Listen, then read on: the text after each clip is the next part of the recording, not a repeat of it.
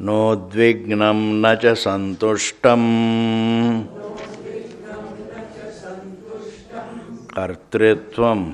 कर्तृत्वम् अदवर्जितं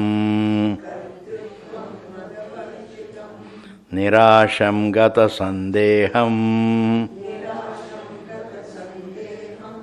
चित्तं मुक्तस्य राजते.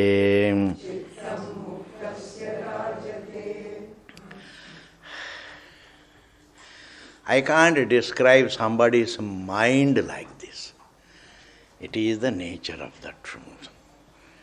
The mind cannot be like this. Thought has to be like a thought. Now udvignam. The truth is, the self is something that doesn't become agitated, excited. Now udvignam. Nor does it become disappointed, frustrated.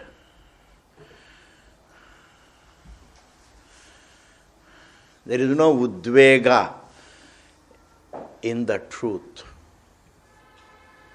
Udvega is a thinking. But you can't say so-and-so person's thinking has no udvega. That is where I differ.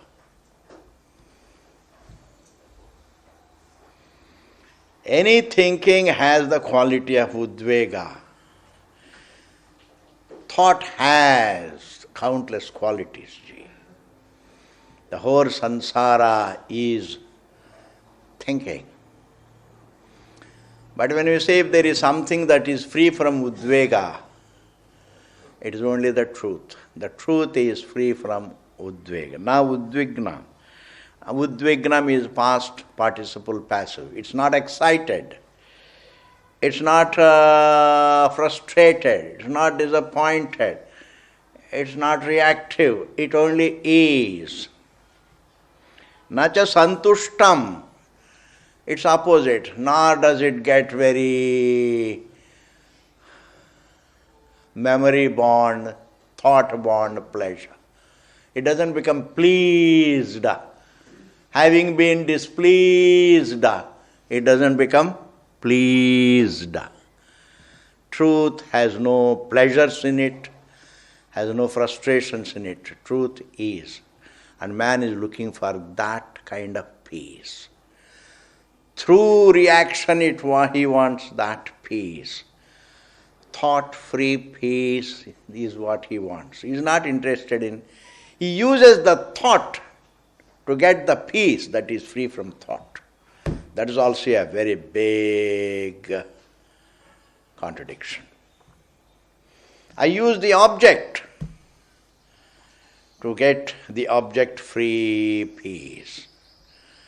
I get fame. I try to use fame and name and wealth to find peace that is free from all of them. I use the struggle to get to see the peace that is free from the struggle. Man uses the thought to experience the peace or to register the peace, just to be. Thought-free peace, to be. He uses a thought to be free from, to be peace that is free from the thought. And therefore, a thought of pleasure, a thought of frustration is not a quality of the truth. It is the description of it is the nature of the truth. In the Shastra, there is no arthavada about the mind. We have Shadlingas. Out of the Shadlingas, one of the Shadlingas is arthavada, means stuti. But you don't do stuti of thought. You only do stuti of the truth. You don't even do the stuti of jnanam. Even the stuti of jnanam means the stuti of the truth. Understanding the truth is called jnanam. You don't unfold jnanam. You unfold the truth. You talk about the truth, and then you understanding that unfolded truth is called jnanam. There is no ज्ञान के लिए विचार नहीं होता है, वस्तु का विचार होता है, तत्व का विचार होता है, ज्ञान का विचार नहीं होता है. And therefore, you don't glorify the mind, you glorify the truth. Na udvignam, na cha santushtam, kartritva madavarjitam. It is free from the vanity of kartritvam. Mada means the arrogation. Me as objectifying one's existence is called mada. Because how do you get the mada? In being there is no mada. In thinking about my existence, I have to think my existence as this glorious, as that glorious. That's called vanity. I must look at my existence as this young form, or is this shining form, this rich man. Therefore, mada, vanity, stems from objectifying the truth. Every attitude stems from an error about the truth.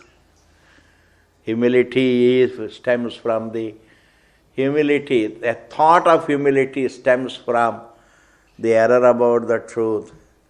A thought of vanity, ego stems from the error about the truth. Because everything is a thought, and thought means I have to think of my existence. I have to objectify my existence. The unobjectifiable truth is looked upon as objectifiable. That is called thinking, presupposing the thought. In fact, the entire thought is nothing but that. It is a thought about the truth. The thought about the mountain is nothing but the thought about the truth. I am objectifying my existence as the form. And therefore, vanity is not due to, it's not education born, it's not a lack of education born, it is not authored by the schools and colleges, it's not authored by the society, please. Vanity is swabhavikam, that stems from the thought of the truth, which is not an object of thought. I am an individual. And that individuality has got really features. And if it has lower features, then I have a complex of humility, complex of being small. And if my individuality has shining features, then I have the vanity. But what is ahankara is that thought of thinking my existence in terms of something that can be thinkable. Thinking the conscious existence is thought physical. Physicalizing my existence. You can't physicalize the non-physical. You can mistake the non-physical as the physical. That is what we call physicalizing the non-physical. You can't physicalize the non-physical. You can't convert the snake rope into a snake. You can mistake it for a snake. It is a mistake. It is a distortion. It is living with the idea that it is a snake. Similarly, living with the idea that I am a form. That is called mada, vanity. Therefore, kartritva mada varjitam. Only truth is free from the vanity of being karta. Karta means an individual, a doing individual. As an individual, I can have a complex. As a silence, I can't have a complex. As a thinker, as a form, I can have a complex. If I am tall, I have a superiority complex. If I am short, I have inferiority complex. If I am rich, I have a superiority complex. Therefore, it is the unobjectifiable truth which is one's existence is looked upon as an objectifiable form. Let me call it physicalizing the non-physical. Physicalizing through avidya, physicalizing, living with the idea that I am physical, living with the idea that I am biological, thus looking upon objectifying one's own existence. This is the friction, this is the discomfort. Object is like objectifying silence. The discomfort lies in trying to visualize silence through the eyes and through the ears, through the taste, touch, smell, thought, imagination, inference, etc. This is trying to objectify or living with the idea that the silence is something which is a sense object, is the discomfort. Because this thinking is not true to the nature of the truth. Kartritva madavarjitam. Now, it is free from the vanity of kartritvam. Can it be a quality of thought, please? Can it be the quality of an individual? It is the quality of the truth. And the one who knows the truth, if he stands as the truth, then again as the truth, he is free from kartritva madavarjitam. It is free from he is free. He, even if you call him so-and-so person, standing as the truth, free from the vanity, free from the vanity of kartritvam. It means it is the nature of the truth. Kartritva madavarjitam. And the one who understands that nature of the truth is called really a jnani. This is not the description of a jnani. Don't dwell on jnanis. You will become greater and greater ajnani. Dwell on your nature, the self. Dwell on your presence. No, you don't have to dwell on the objectifiable anything. All that is really created in the form of the religious symbols or created in the form of spiritual symbols, it is in the form of the aparoksham. It is actually the aparoksham. It is the silence that looks like many sounds. Therefore, let not one think, it is Swamiji, it is being simplistic to think about to dwell on one's own existence. No. To dwell on the objects is being simplistic. That's very simple, ji. To remember objects is very simple. To dwell on shopping complex is not a big thing. To dwell on pleasures is not a big thing. To dwell on the past is not a big thing. It's very, very, very effortless. It is an impulse. It's like swimming with the current. I am born with the temperament to dwell on the things. What I am born with, the temperament. As an individual, I have an inbuilt temperament. That is called the swabhavikam. But what is great is dwelling on your own being. Therefore, it is the truth that is unexcited and undepressed, undissatisfied, unsatisfied, and is free from the vanity of doership. Nirasham. Truth doesn't have any desires. It is desire-free, asha-free. Don't say so and so individual is free from desire. As an individual, don't read these verses as the description of an individual. It doesn't interest me, somehow or other. It is the truth that is free from the desire. And if you understand that truth, then you are the jnani of that truth. You stand as that. Nirasham, gata sandeham. Truth has no doubts about itself. Truth has no doubts in it. Chittam muktasya rajate. A free man's mind shines. That is a free man's mind shines without frustration, without depression, without the vanity, without the desire, etc. No mind can shine like that. Only the truth shines. The self, the being shines without dissatisfaction, without an event of satisfaction, without dissatisfaction, without the event of dissatisfaction.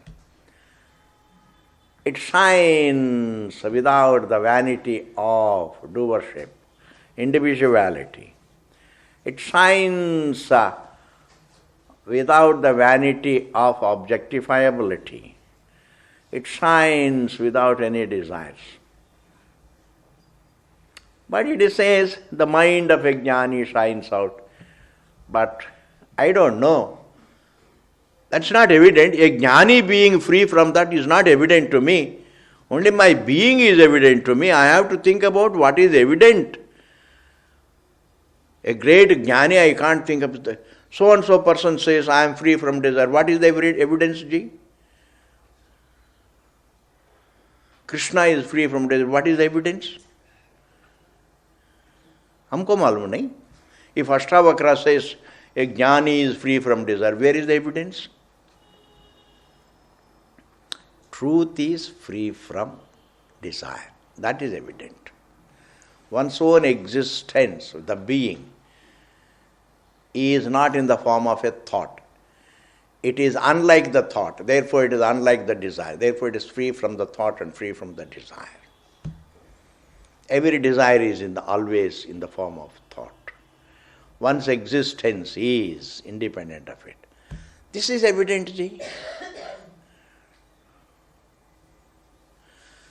I can't trust anybody who says really, I am free from desire. What is the proof? Krishna is free from desire. That's not important. Even if he had desires, what do I get? Even if he was desire free, so what? What do I get out of it? Shiva is free from desire, so what? हमको क्या मिलता है जी? हमको कोई free नाश्ता भी नहीं देंगे. हमको क्या मिलता है? It's nothing, ji. Please. If somebody has deep sleep and you think about it, what do you get? When you get sleep, it is useful for you. Therefore, if the truth is not intimate, then it is of no use to me.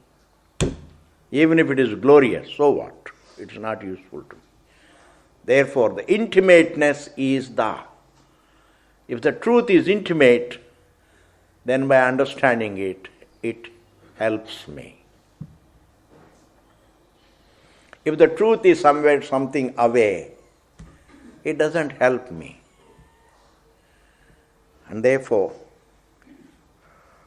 this is not the description of a great jnani, this is the description of the truth which is common to all living beings. The nature of even a mosquito, the soul of even the mosquito is the same. The soul of a dog, the soul of a cow, the soul of a mosquito, the soul of man, and the soul means the seer, the soul of even devatas is the same. An ant's soul and an elephant's soul is the same. The difference is only in their form.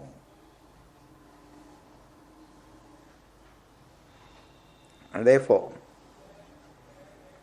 don't look upon these verses as you have to unwind the habit of glorifying individuals. Unwind the habit of glorifying individuals. In fact, individuality itself is an error about the truth which is glorious. Unobjectifiability is glorious. Objectifiability is nothing.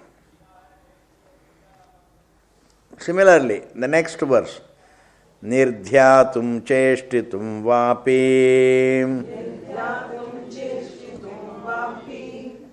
yachittam na pravartate nirnimittamidam kintu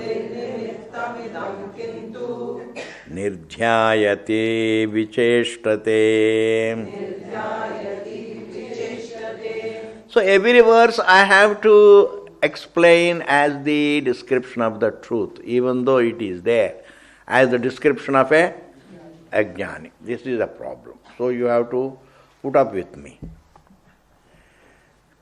According to this verse, it means a jnani doesn't try to begin the dhyana, he doesn't try to end the dhyana, he doesn't try to begin to do any karma, he doesn't try to end any karma. He has neither pravritti nor nivritti to think, neither pravritti nor nivritti to do. That is the nature of the truth. The truth is something, the being is something that doesn't do or not do. It doesn't think or not. It doesn't make an effort to think or to stop thinking. It doesn't make an effort to do or to stop doing. It only is. In the face of easiness, there is nothing else. That is non-dual presence. Truth is non-dually present. If there is non-dual presence, like the non-dual presence of the space, everything is in space, the space is one. It doesn't try to move, it doesn't try to make an effort to stop any movement. There is no pravritti, there is no nivritti. Pravritti is willing, nivritti also is willing. The space doesn't will for or will against. The space is. Our existence also is. It doesn't will for, it doesn't will against. Therefore, nirdhyatum cheshtitum vapi. To stop the thought or to think, I am explaining differently. Nirdhyatu means to suspend thinking. Cheshtitum, and to begin doing. It doesn't will to suspend thinking or will to do things. Neither it wills to suspend thought, nor it wills to begin the thought.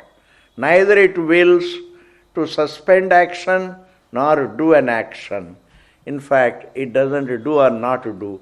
It only is. Like silence is something, it doesn't, it is neither harsh sound nor a very silent sound. Silence is not a sound. It doesn't will for a sound, it doesn't will against a sound. The silence is. That isness is something. It only is. One's existence is. Presupposing one's existence are all activities. Understand, even the willing presupposes one's presence. Even the intellectuals look upon everything presupposing the will. But I say even the willing presupposes one's presence. Yes, all activities presuppose willing. Decisions presuppose willing. Yes, I understand.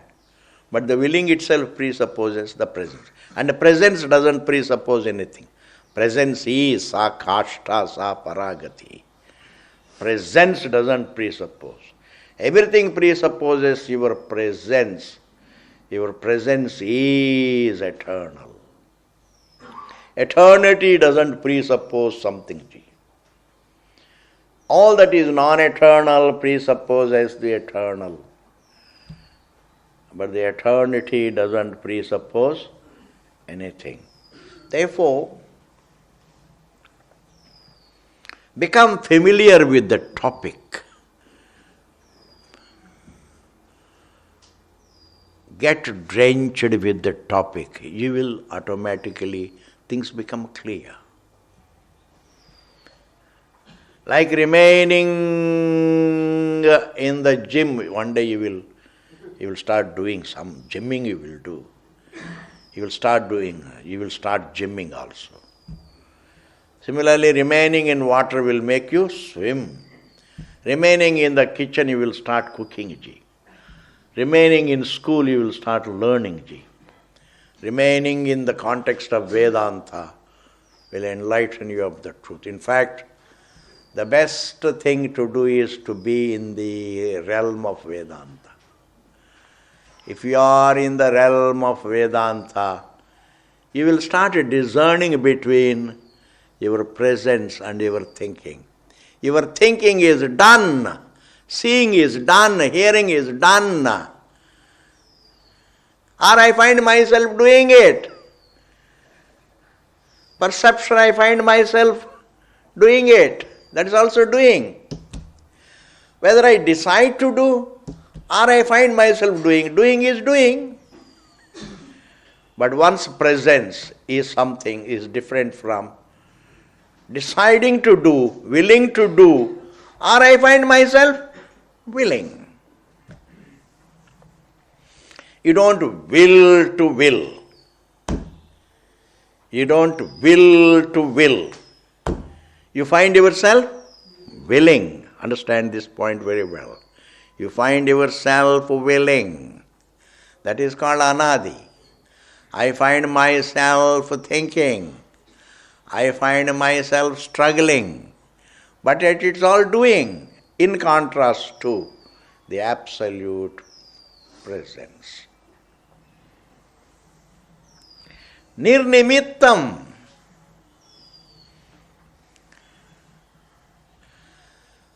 The truth has no reason to think or to stop thinking, to do or not, or to stop doing. It has no reason.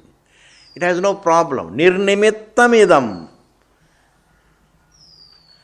It has no reason. Kintu, but nirdhyayati vicheshtate. Sometimes the thinking begins, sometimes the thinking stops. Sometimes the actions begin, sometimes the actions stop, making no difference to the being. Rather than saying making no difference to that individual, no. Making no difference to the truth.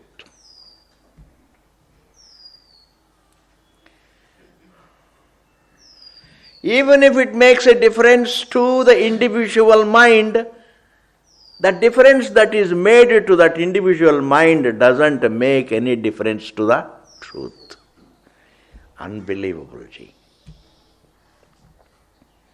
The difference that is made to the society or every mind doesn't make any difference to the truth.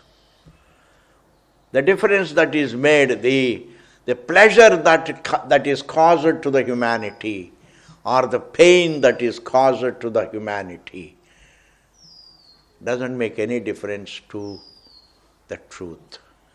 Not the truth in heaven, the truth which is their own being. Their minds make no difference to their being. This is the whole Vedanta. Their thinking makes no difference to their being. You don't really, when you go to sleep, you only the mind, the thinking resolves unto the being, and what remains is only the being. You remain, and you are peaceful. As the being, you can't be disturbed. As the thinking, you can't be peaceful. As an individual, one can't be peaceful. As the being, you cannot be disturbed.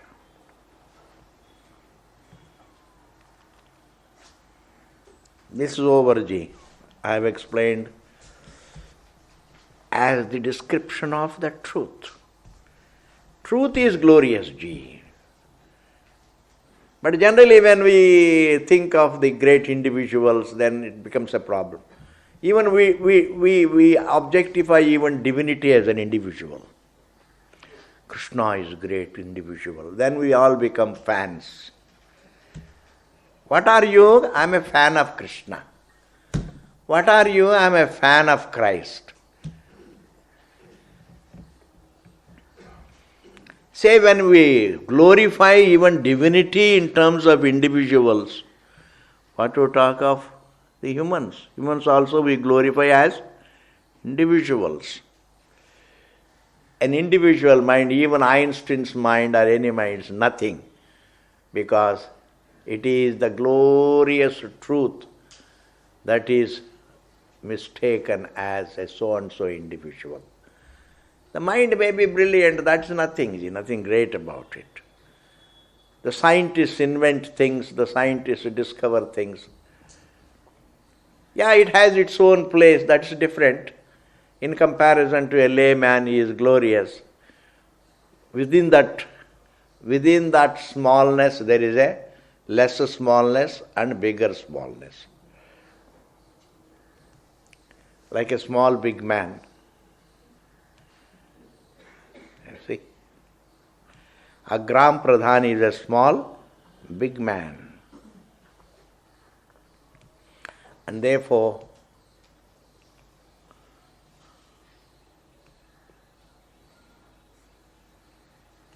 the less you think of the individual minds, if you don't think of the glory of any mind, I am telling you, your attention will come back to your being.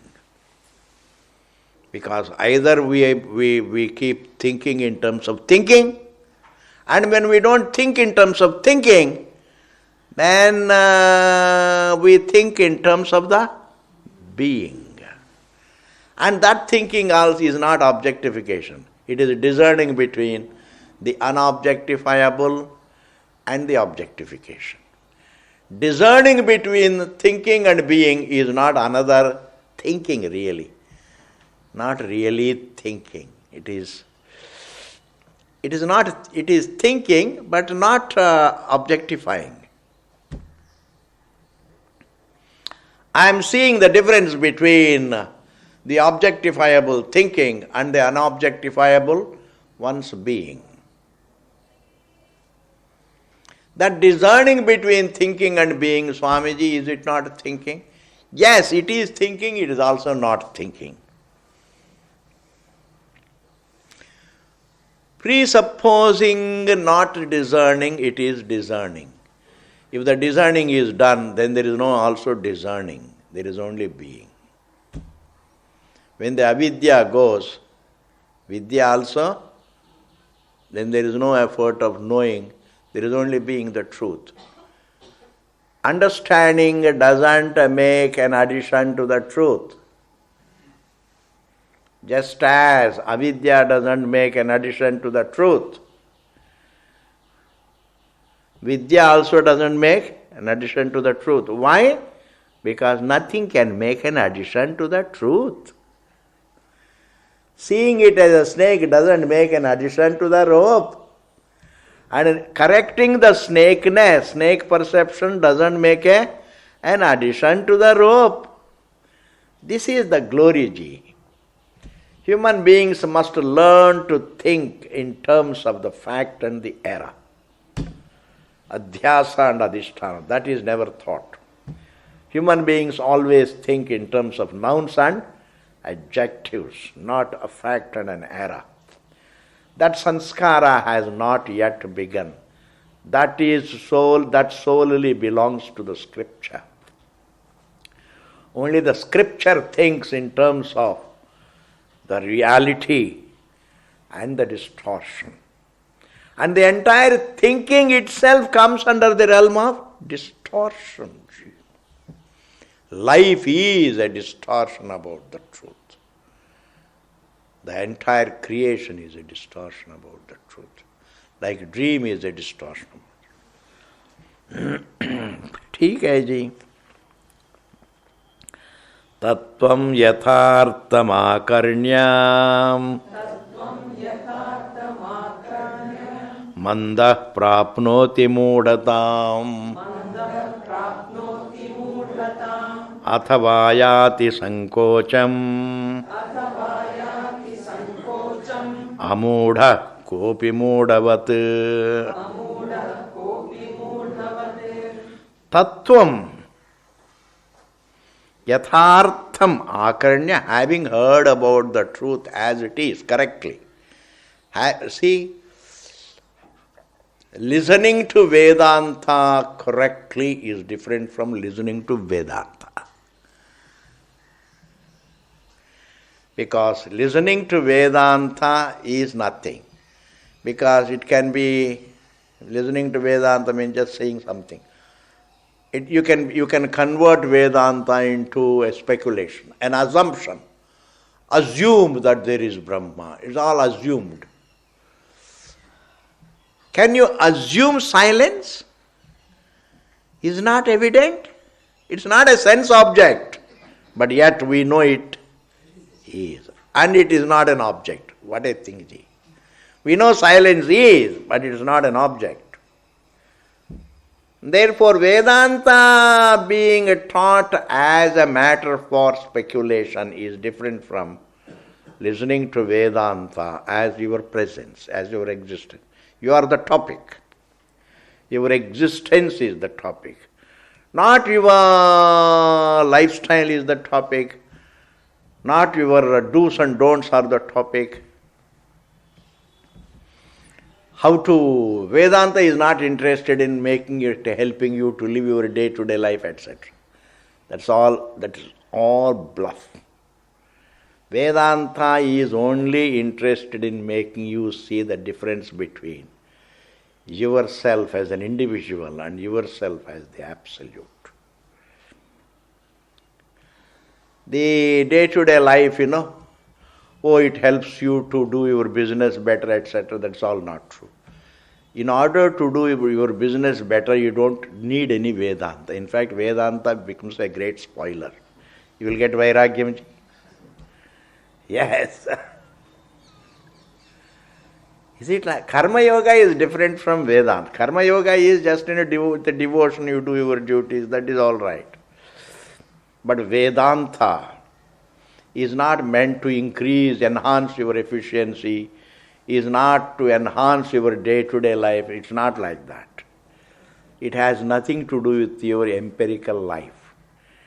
It is talking about your presence. Like the deep sleep state has nothing to empirical about it. There is nothing empirical. Sleep is absolutely the empiricality-free presence.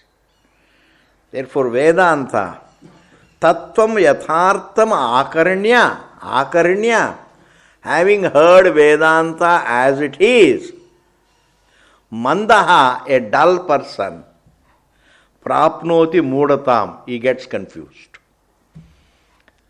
A layman, a dumb person, if he hears Vedanta, he becomes dumba.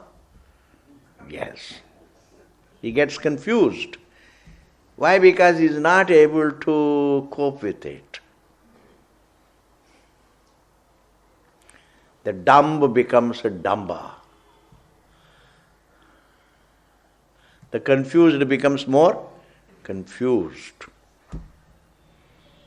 Like when you ask a riddle to a person, he gets more and more confused. Athava ayati sankocham. Or he becomes sankocham. He achieves. He becomes shrunk in his thinking. He becomes fanatic about it. That is called sankocham. Without understanding Vedanta, he would always become a fanatic of Vedanta. He would use Vedanta to become more and more narrow-minded. Why are you doing business? Why don't you come to Vedanta class? That is one example for narrow-mindedness. He will come. Somebody asks you, is there any Vedanta? You can tell. If somebody is doing business, you don't have to unnecessarily disturb him by saying, why do you do business? Why don't you come to Vedanta? Why are you earning money? It is useless, etc. Don't talk vairagyam to a person who is a ragi. A person who has got desires and desires and desires. A mundane person, if you talk vairagyam to him, he will get irritated. Therefore, Vedanta can make a dull person can become confused, either confused, or he will become a fanatic. That is important, fanatic. Vedanta can make a ayati sankocham, narrow-minded. Either it will make him more and more confused, a manda becomes more and more confused, or a manda becomes a fanatic. Every fanatic is a dullard, please understand. Every fanatic is dumb. Live and let live is broad-minded man. He is a brighter person, the one who thinks in terms of live and let live. You live and let others live. Don't rub against anybody. Don't rub against anybody. Live and let live. But the problem in this society is if everybody thinks like this, live and let live, then nobody rubs against anybody, then it's no problem. But supposing somebody rubs against you, then you also have to, this problem is there. There is a justified rubbing. Yes.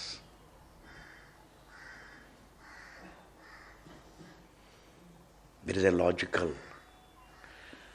Therefore, a manda, when he hears Vedanta, either he gets more confused or he becomes a fanatic. Amudaha kopi mudavat. But sometimes a person, if he is brilliant and if he doesn't become confused, he understands the truth but looks like a muda. अमूढ़ा कोपी कोई अमूढ़ होता है. Vedanta gives clarity only to someone.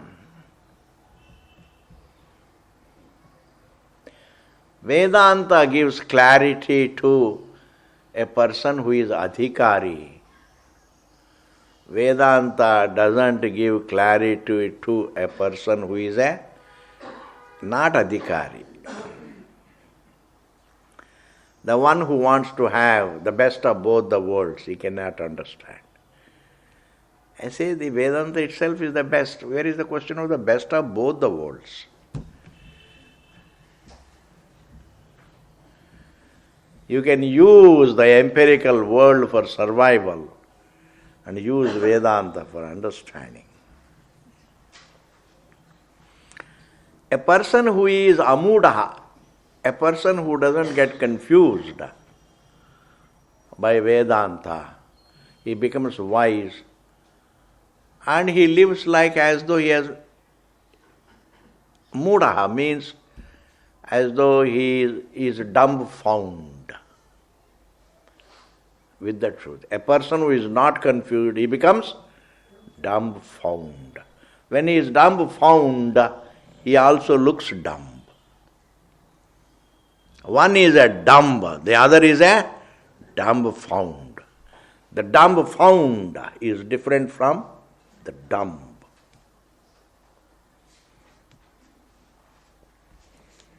And therefore, what is it that this verse conveys? The verse conveys that you have to,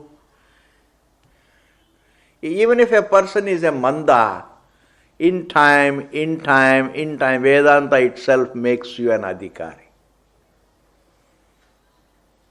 Because we as earthly human beings, as I have always been telling, as earthly individuals, we are all comfort loving. And sometimes reflection makes it a little uncomfortable. Looking at one's existence makes it a little uncomfortable, even though it should not.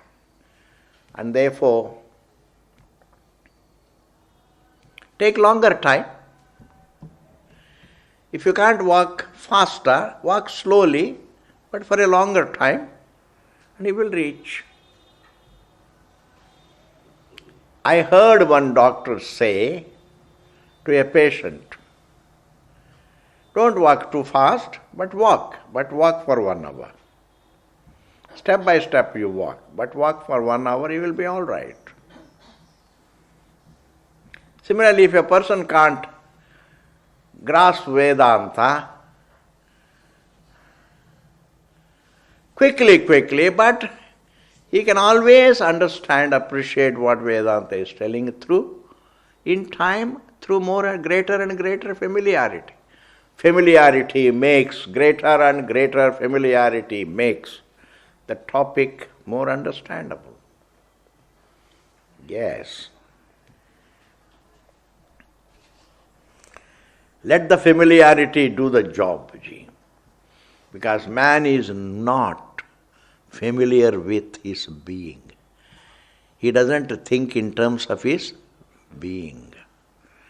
Therefore, the more a person becomes familiar with the topic of Vedanta, the easier he will come to know. And therefore, that way, any manda can be converted into a proper adhikari by Vedanta. It is the Vedanta that puts fitness into you. It is the Vedanta that puts vairagyam into you. It is the Vedanta that puts all values in you. It is the Vedanta that can put discipline in you. It is the Vedanta that can put tapasya in you. In fact, the Vedanta can transform you into a brilliant student of Vedanta. The greater and greater familiarity with Vedanta can convert you into a good adhikari. Therefore, it is not that for a few days you listen and then you say, I can't understand, then leave it. It doesn't. Especially this particular topic, you need to be, just as how one is so familiar with the desires, so familiar with the pleasures, so familiar with the earnings, so familiar with the enjoyments, so familiar with the empirical life, so familiar with the parties, so familiar with everything material, so familiar if one becomes with Vedanta, then it should not be difficult. Yes. And therefore, let there be no, what we call, let there be no fear, intimidation. May not one be intimidated by the topic of Vedanta. May not one be intimidated by the topic. Because if the topic looks very intimidating, your intelligence can manage it. Your brilliance can manage it. Be familiar with it, it will stop intimidating. Sometimes the strangeness can intimidate a person. The strangeness of the topic, the strangeness, the newness, the strangeness of the subject matter may make one look intimidated. It may look intimidating. But as you become more and more familiar, then it's no longer intimidating. And therefore,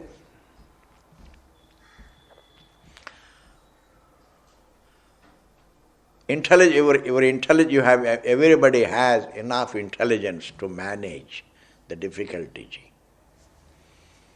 Difficulty is no difficulty provided I understand how valuable it is. Yes, difficulty to go to sleep, supposing a person is restless. Difficulty is no difficulty, even if it is difficult to go to sleep. I find it very difficult to go to sleep. I don't get sleep. But then because you understand the value of it, you will fall asleep.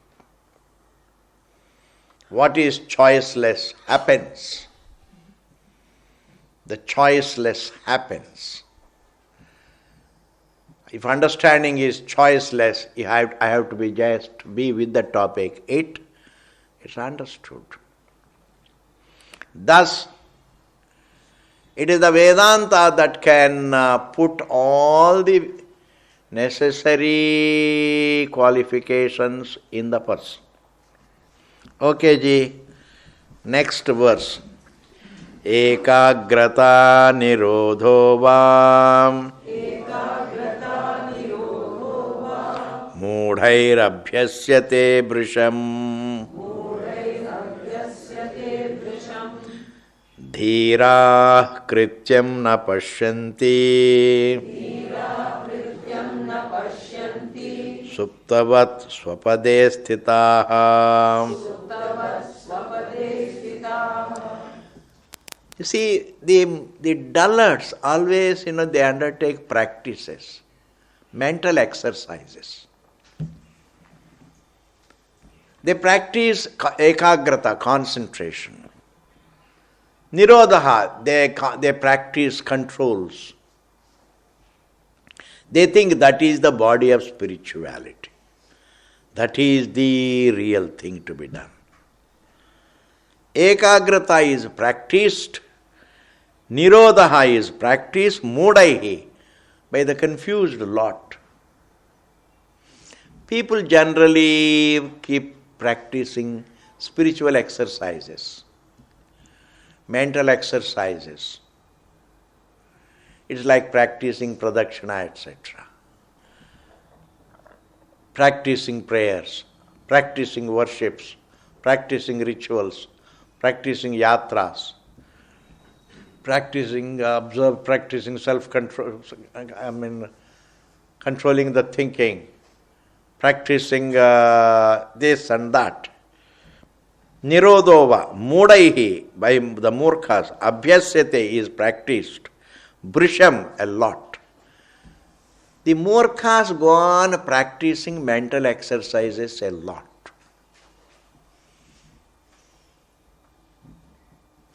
If you go on, controlling your snake perception, you do the mental exercise, control the memory of the snake, close your eyes to the snake, or keep your distance from the snake. Is the snake falsified? It's all exercise. You don't have to do anything. I have to look at the snake more closely.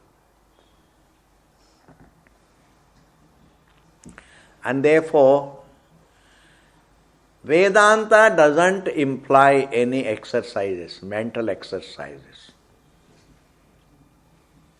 But Vedanta does recommend self-control, etc. Yes. It is not, self-control is not Vedanta. It is self-control gives you relative peace. Then begins Vedanta. Like you put on a uniform, school uniform. That's not education. Education begins when you go to school. That is education. But uniform is a kind of a uniform. It's a kind of precondition. Similarly, Vedanta, the body of Vedanta is only looking at your existence correctly, looking at your presence correctly, nothing else. That is Vedanta. But if a person misunderstands Vedanta means only mental exercises, stopping the thoughts or concentrating on a thought. If a person is doing exercises, then that person becomes a Muda. Dhiraha, the wise people, Krityam na pashyanti, they don't see anything to be done in understanding the truth. They don't see anything to be done. Suptavad swapade sthitaha. Like in sleep, one is being. A jnani also sees the truth to be nothing but the being. It's not done. There is no doing. There is only understanding the being. There is not even the effort of being, please. Because one is already, you don't bring about presence. You can't think presence. You can't objectify presence. And therefore, mental exercises is not spirituality. You can control, you can have self-control, but it's not Vedanta, please. That's not the core of Vedanta.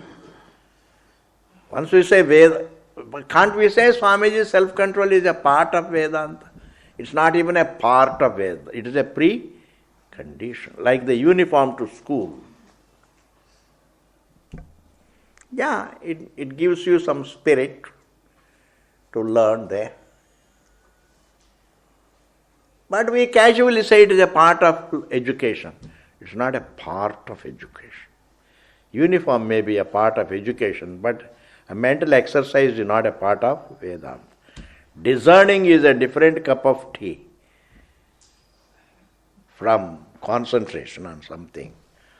Or controlling a thought. Therefore,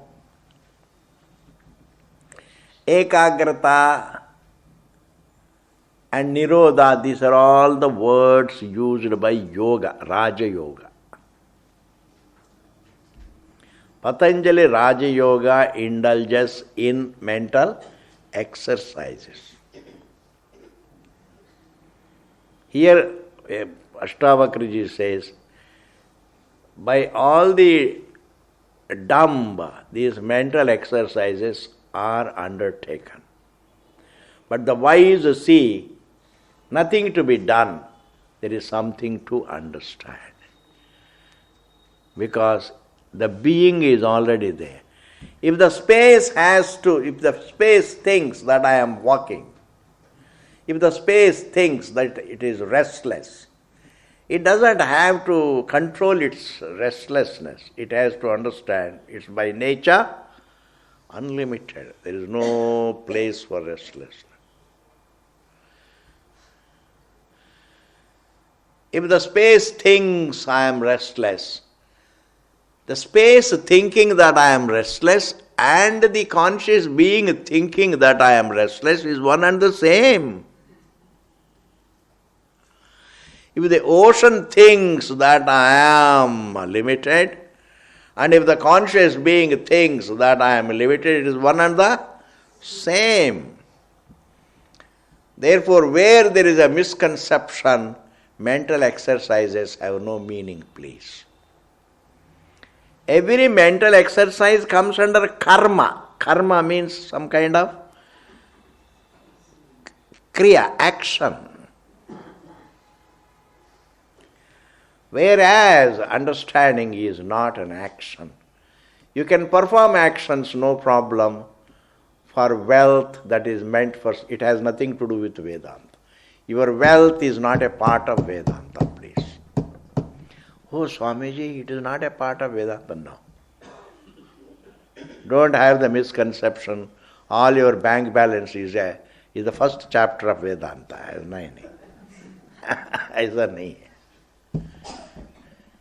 You can work and earn and save and enjoy, but it is all really, it has nothing to do with Vedanta.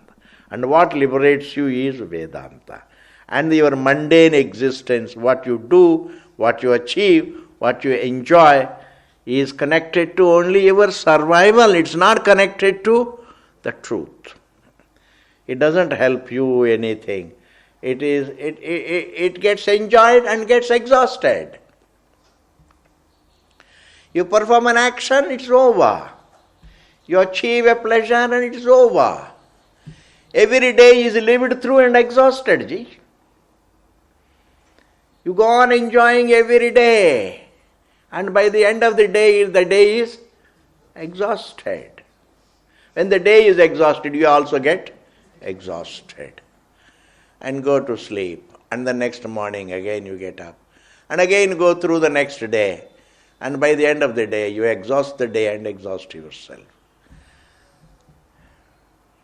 And therefore, all earnings are simultaneously lived through, enjoyed and exhausted. But the truth is inexhaustible, your being. The body can be exhausted, thinking can be exhausted, remembering can be exhausted, memory can be exhausted, even exercises can be exhausted. But your presence cannot be exhausted. The sounds can be exhausted. Silence is always eternal, please. Silence is not physical. Okay, ji. This is the Ashtavakra, and then you can listen to it and think about it. This is the best opportunity. Some prarabdha, some good prarabdha you have got to be listening to Vedanta.